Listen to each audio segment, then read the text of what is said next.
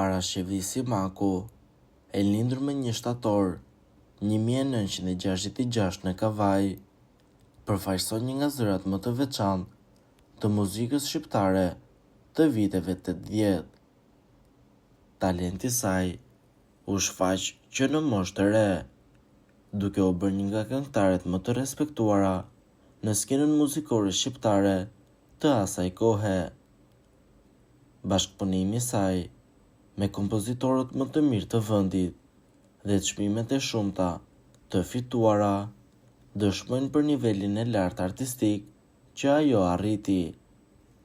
Megjithatë, vendimi për t'u larguar në Amerikë para 30 vitesh shënoi një kthes dramatike në jetën e saj.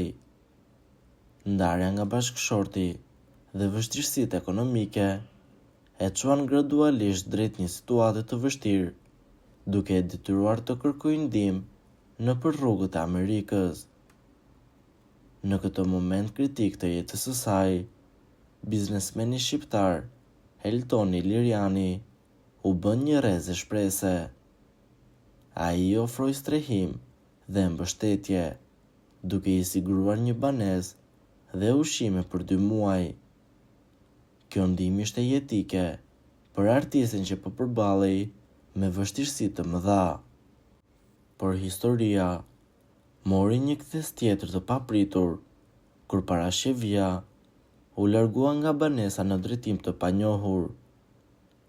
Aktualisht, askush nuk ka informacion për vendodhjen e saj, duke shtuar shqetësimin për fatin e kësaj artiste të talentuar.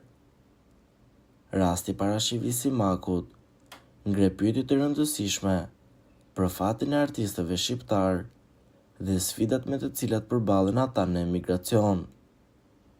Historia e saj është një kujtesë e fortë për nevojën e mbështetjes dhe kujdesit ndaj figurave të artit dhe kulturës sonë.